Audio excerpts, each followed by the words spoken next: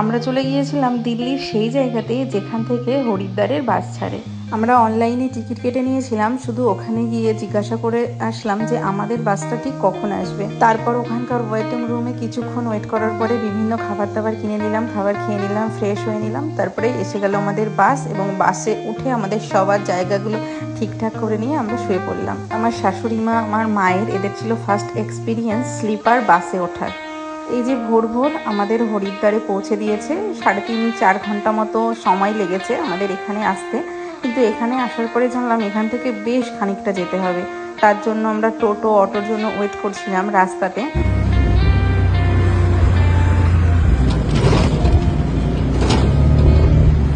এরপর আমরা একটা গাড়িতে উঠলাম, জানি না গাড়িটার কি নাম, না টোটো বলবো না অটো বলবো, কেমন একটা অদ্ভুত টাইপের ছিল।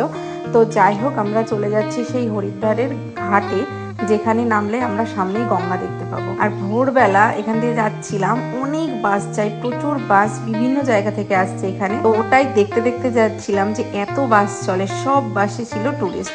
এখনো ছিল অনেক অন্ধকার, ভোরের আলো এখনো ফোটেনি, সূর্য এখনো ওঠেনি।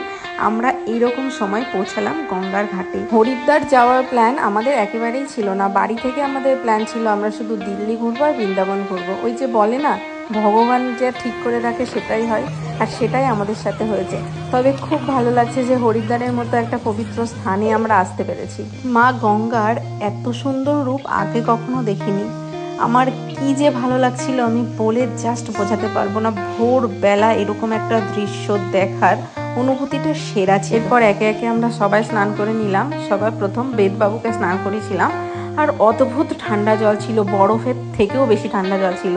তো বেদবাবু ভীষণ কাটছিল স্নান করার সময়, বাট উঠে সব কিছু ঠিকঠাক হয়ে গেছে। জলে হাত দিয়ে আমরা তো ভয় পেয়ে গেছিলাম যে এত ঠান্ডা জলে স্নান করব কি করে, কিন্তু এত দূর যতক্ষণ এসে পড়েছি অবশ্যই স্নান তো করতেই হবে। যা হোক করে স্নান করলাম, কিন্তু স্নান মানে একবার জলের মধ্যে ডুব দিয়ে দিতে পারলে আর কোনো শীত লাগছিল না। আর ওঠার পরে একটা ফ্রেশ অনুভূতি হচ্ছিল, দারুণ একটা অনুভূতি হচ্ছিল।